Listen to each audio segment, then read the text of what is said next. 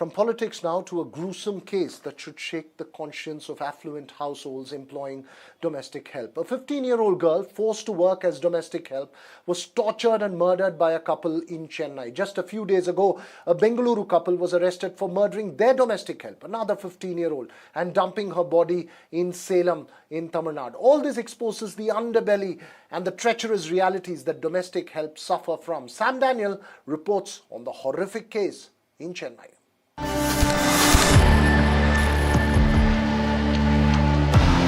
This couple and 4 others have been arrested for allegedly killing a 15-year-old housemaid in Chennai for not doing her work properly. Her body was left in their toilet and the family had escaped. Investigators say the minor girl who had lost her father was tortured with hot iron and cigarette butts. The police have booked them for murder, besides invoking Protection of Children from Sexual Offences Act. This is the second such murder of a housemaid in less than 2 months. Just last week, police arrested a couple in Bengaluru for allegedly murdering their housemaid and dumping the body packed in a suitcase near Salem, raising several questions on the safety of housemaid's.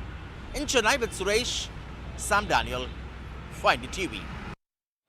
Why is there a systemic failure in protecting young girls from difficult backgrounds, from being employed as domestic help and then being tortured in this nature? Joining us now is an advocate at the Supreme Court who's dealt with several such cases, V.S. Nappinai. Ma'am, thanks very much for speaking to us. First of all, it's a shame that it can happen, but why is it not been systemically why has the system not been able to enforce, and protect children of this nature being employed as domestic help in several affluent households?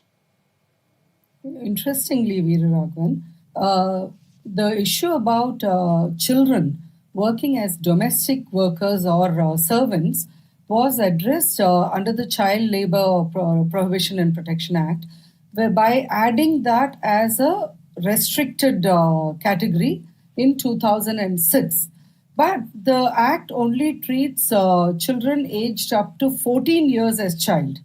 14 to 18 are dealt with as adolescents, and therefore you are engaging them as domestic help. Now, the issue that comes up in this case is, should we now relook the definition of child and increase it to 18 years as one aspect? The second aspect is at the cost of over-regulation. Should we build in some protective measure for children aged between 14 to 18, call them adolescents or whatever? Should there be a registration and oversight process to ensure that their well-being is taken care of? When you look at the Right to Education Act also, that also deals with children up to 14 years of age. So you don't have any kind of an oversight, except maybe as an unregulated sector or legislation, etc., or a society's bylaws protecting you. So we may now be at crossroads where we should look at probably increasing the regulatory framework, even if it's at the cost of, having to do a lot more oversight. You're making a very important you're making a very important point of law from a regulatory framework point of view, but there also one must feel sad that there is no societal outrage in cases of this nature, and that's perhaps equally important in ensuring enforcement. Absolutely, but then we always say samadana beda danda.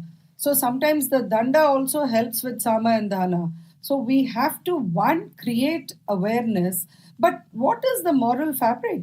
If you don't know, you are engaging a child to take care of your child or a baby, how much more of a moral fabric would you need to know that you have to treat that child too with care and caution, that you have to treat them with dignity? So today we are talking about, and we have had the ancestral model laws for child rights for eternity, right? So we have had it for many decades. We now have to see how we can protect children from ages 14 to 18 also in an effective way. And that is not to take away the fact that children below the age of 14 may also be facing abuse.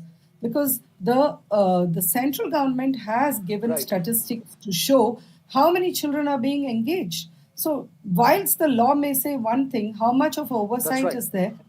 More so when you have independent houses engaging domestic help. Right. It's a very important point that you raised there. Something that should shake the conscience of the society into action in cases of this nature. But thanks very much for joining us. That's all we have time for, unfortunately, on the Southern View this evening. News and updates continue right here on NDTV. Thanks for watching.